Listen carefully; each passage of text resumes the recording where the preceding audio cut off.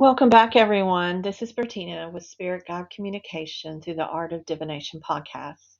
Today, we're going to talk about empaths. Um, and before we do this, let's go ahead and open up the sacred space here so that we have positive energy and calling in our spirit guides to help us with this. So let's go ahead and put one hand on your heart and one on your belly. Let's breathe in deeply and then out through your mouth. Again, breathe in through your nose and out through your mouth. Now, I want you to envision a beautiful bright light coming from that space between your hand and your belly. It's your solar plexus. It is your space of confidence. It is your space of acceptance for who you are. And just envision this light going out and all around you. It could be whatever color you want, whatever your favorite color is. Mine today is going to be red. And I'm going to have that wonderful protection around me as we ask our spirit guides to come and into the circle. So let's go. In this sacred moment, I open my heart wide, welcoming my spirit guides to stand by my side. With reverence and love, I invite you in to share your wisdom and guidance. And let's our journey begin. So, I've been working on this new class called Empaths 101. It's an online self-paced class where it's $20. You pay. There's a link. There's a workbook, an ebook, a couple of handouts, and even an activity to help you figure out what type of empath you are, as well as what to do being an empath and how to keep yourself focused. So that can be found if you want to email me, Bertina at bertina.org. It's Bertena. Or you can go to my website directly, Bertina, Bertena.org, and look under School of Mystical Mysteries and then some of the classes, the online classes there. It's a very simple class. Many times people want to talk about being an empath and they get very confused. They think that it's a bad thing. They think that it's something that's overwhelming, and it is overwhelming at times. But what I want to talk to you today is just kind of a definition of empaths and what different types they are. And maybe after this, you may want to go check out that class or maybe find a book and help find yourself a way to ground yourself. Okay, so let's go ahead and get started.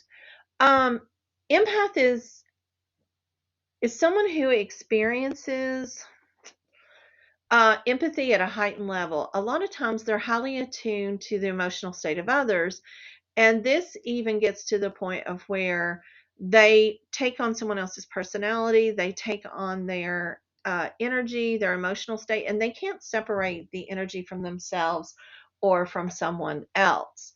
So, from a spiritual perspective, empaths often have a deep sense of knowing, a connection to others. They tend to have more coincidences, occurrences, serendipity, events, vivid dreams, and they're always have a strong intuition. A lot of times, empaths understand people at a soul level beyond just the surface of emotions. So these emotions are intense that they feel. So they're not just feeling the energy and emotions that the person's feeling right there that they're showing, but going on deeper into their soul level. But being an empath does have its challenges. Because of their openness to emotional energy, empaths find crowded spaces overwhelming. They struggle with setting boundaries and they need more time alone to recharge. The spiritual journey of an empath involves learning how to navigate these challenges while embracing their empathic gifts. That is how come in this class you'll notice that there is an empath ebook, a workbook, and then at the end it is a spiritual path roadmap just to try to help you get back on track. So there's three empath types that we talk about in the class. There's cognitive empaths, there's emotional empaths, and compassionate empaths. The cognitives are the ones that they can really understand the thoughts and perspectives of people, their beliefs of others, and a lot of times they just see the world through different lenses. They are really good sociologists, psychologists, counselors, and the like. So it is, they just really, really, really connect with people socially. They can go out and interact, but then they're so overwhelmed afterwards. But they have the best time of their life when they're out interacting. Emotional empaths are highly attuned to the emotions of others. They can easily absorb and feel those emotions as if they were their own. They have a deep understanding of others' emotional states, and they experience intense empathy. And this is the thing, their emotions and the people's emotions around them get mixed together. And if you're already having a hard time dealing with emotional issues of yourself, depression, anxiety, social anxiety, it is not a good thing to be able to take on other people's emotions and not be able to separate those. And that's a few things that you'll learn in this class as well. Um, Compassionate empaths not only feel the emotions of others, but also possess a strong desire to alleviate people's suffering. These are our healers. They tend to be nurses, they tend to be doctors, they tend to be Reiki masters. They are driven by such a deep sense of compassion for others that sometimes they forget to take care of themselves. And they think that they can save the world. And that's not a bad thing, but it's a draining thing upon someone's personality. So the spiritual journey of empaths is really awesome because they tend to gravitate towards a higher spiritual awareness. Because they are aware of people's emotions, people's feelings, they tend to feel like they're connected to everybody. And because of this connection, this connects them to their spiritual path. And because of that, it helps them navigate themselves in this world. But it's more intense. We're all connected by a web of energy. Empaths can instinctively feel how emotions ripple through this web and affect others far beyond the immediate surroundings. This can be a source of wonder and overwhelm in the early stages of their spiritual journey. And many times they feel this ripple effect and then they respond, not always in the best way. And then that ripple effect goes back to whoever they're having interactions with. For empaths, spiritual awakenings can be extremely intense. A lot of times they're triggered by life changes, emotional turmoil, or maybe just wanting to longing to understand people. But during a spiritual awakening, empaths may find their sensitivity to emotions and their energy heightening even further. And then this goes along with the synchronicities, the intuitive insights, and then the transformative realizations that, hey, things are changing, things are intense. What am I supposed to do about this? What can I do about this? What am I not supposed to do about this? And it comes down to them learning that what they need to do is to raise their vibrational frequency or their consciousness. It comes down to an ascension. So for empaths, this process involves turning those lower vibrational energies of fear and anger and sadness into higher vibrational energies like love and joy and peace. It's about facilitating personal growth. They have to take care of themselves and healing. And it's essential for the empaths to have tools and practices to ground their energy and protect their emotional being. These tools can be something as simple as Epsom salt baths, something as simple as a crystal that helps them ground, being able to go outside and walk around in nature, being able to journal, having time to themselves, having time, quiet time is very important because that is the time that helps them decide, well, what is this? Is this me? Is this them? What is going on? What's in my head? What am I taking in from someone else? So let's go ahead and take a break, and we'll be back in just a few moments.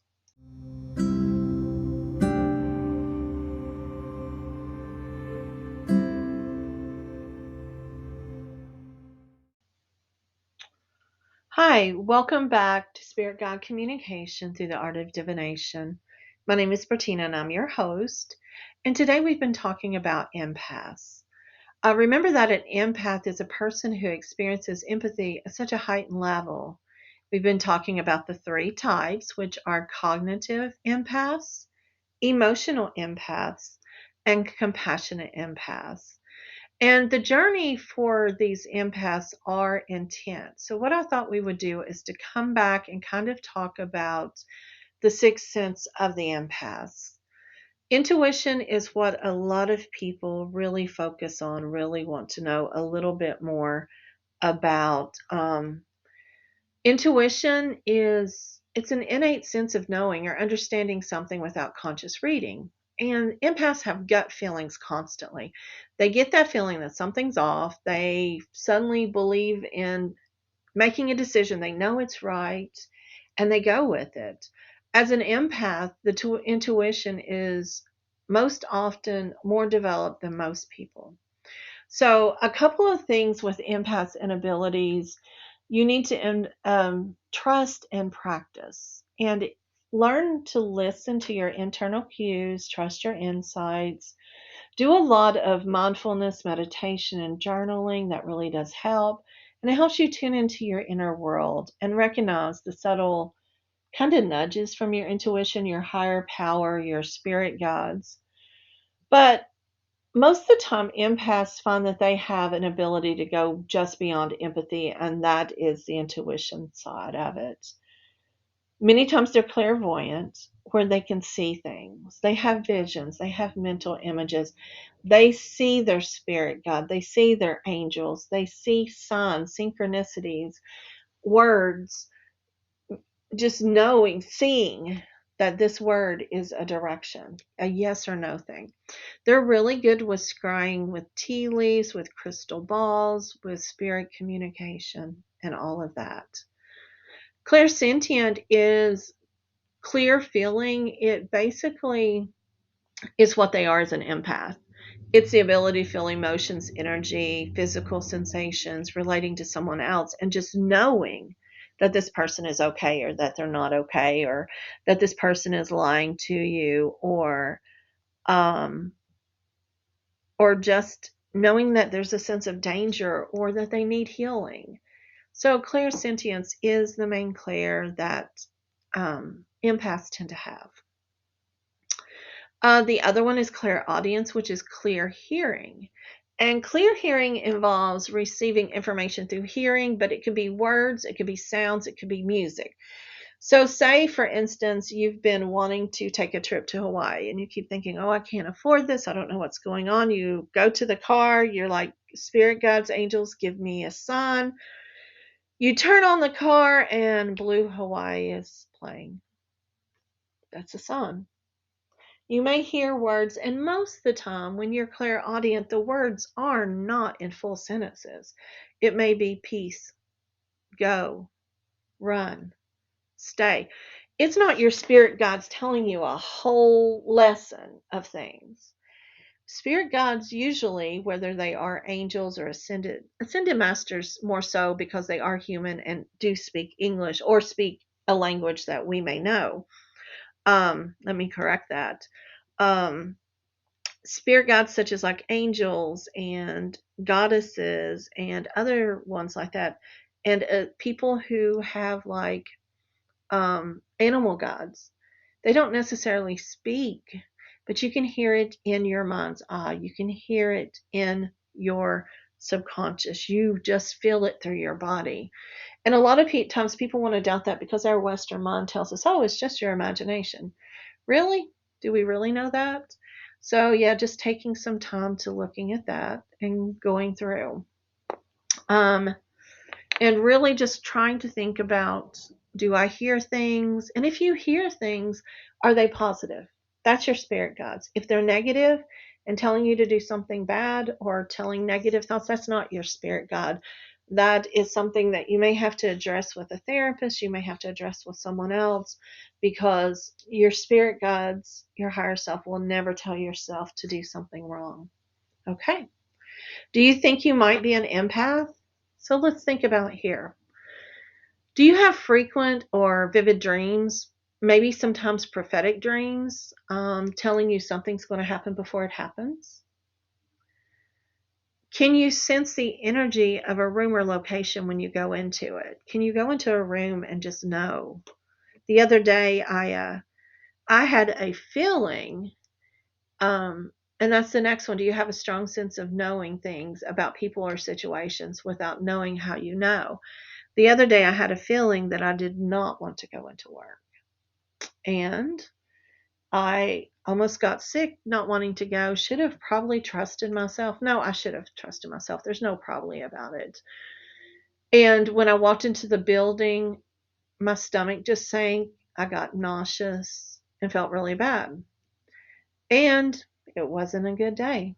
And I could have probably stayed home and avoided a few situations if I trusted myself. But we have this idea that unless you're physically sick, you don't go to work, or unless you're, something really bad is happening, you don't go to work. Otherwise, you go to work. But really, when you have these intuitive, empathic impressions, you need to trust them and allow yourself to just trust your intuition, just follow it through. A lot of times, do you experience physical sensations or emotions connected to certain people, even if they're not near you? Moms usually do this with children. Partners do it with each other, but this also happens with strangers as well. Or do you receive information or insights through unexplained sounds, images, or impressions? Absolutely see things constantly. I see signs, I see images, and it tells me yes, no, go forward. It's really wonderful, but at the same time, it becomes overwhelming. Now, there are a lot of challenges. There's some sensory overloads that happen.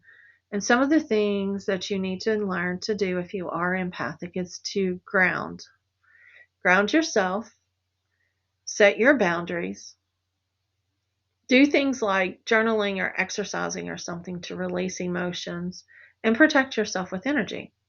One of the best ways to do energy is just envisioning a beautiful white light coming down from the heavens and surrounding you. I'll call that Michael's pink light. Pink light of protection. And it really does allow emotions to come through, but only the good ones. And it allows you to control what it is that comes through for the best of your ability and theirs. I find that white light keeps everything out, because white lights tend to avoid everything. They see everything negative. So having a sense of, okay, pink light, love, let things in, that's loving, let it come in as for our higher best, the best part for all of us. So what I'm going to do is we're going to take a break again. I'm going to come back. I'm going to pull a healing spirit card, and then I am going to do a short um, Reiki energy healing for you that are listening, and that will just take a few moments. So come back and we'll talk to you in a bit.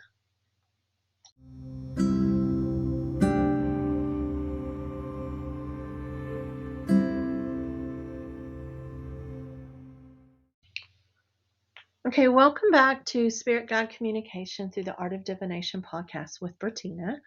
We've been talking about empaths today. What makes you an empath? Do you think you're an empath? What are some gifts? And then what are some things that are really heavy on you? What are some challenges? So what we're going to do in this half is I'm going to pull a card from the Healing Spirits Oracle by Gordon Smith. It's a beautiful deck. It's green. It is beautiful.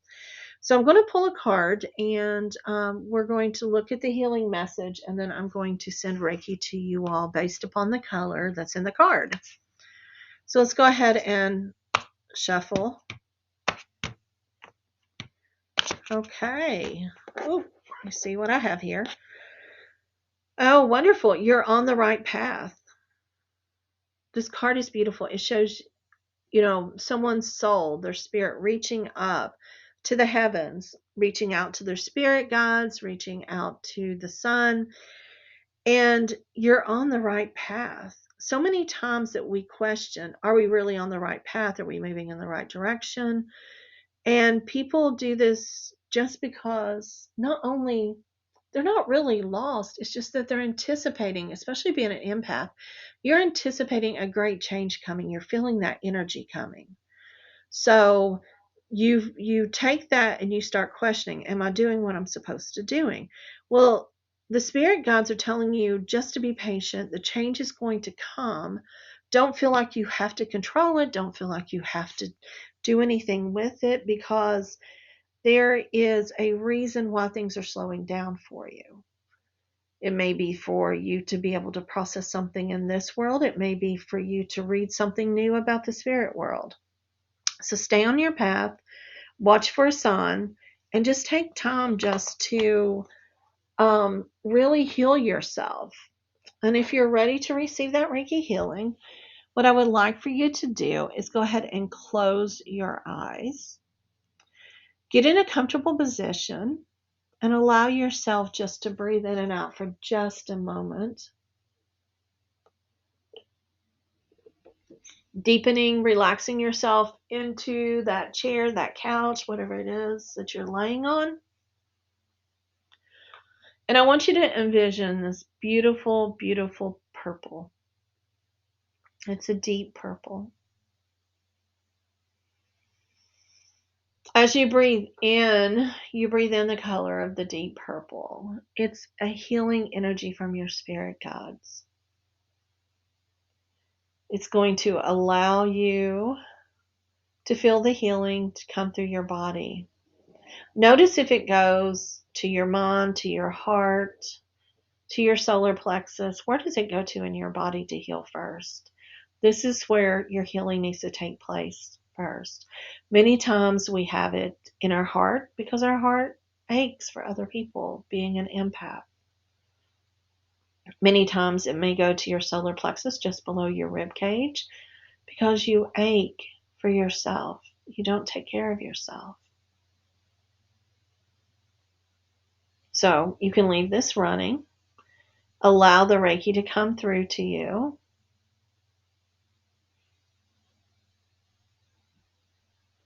It will be sent to you for as long as you need. All you have to do is just call it in. Just ask for the purple ray of Reiki from me.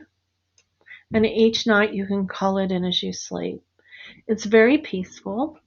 And what I would like for you to do is, when you're finished taking in the Reiki, journal. Journal about what type of empath you feel like you are. Journal about what are some of the gifts that you feel like you have? What are some of the challenges you may have?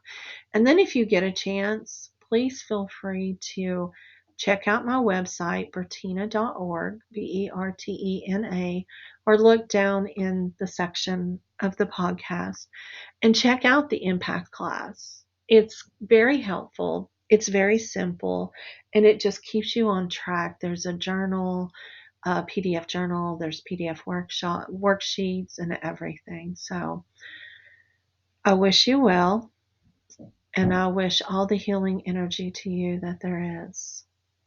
In the silence of your soul, you'll listen for the guidance of your spirit guides. Embrace these whispers, for they hold the keys to your heart's desire.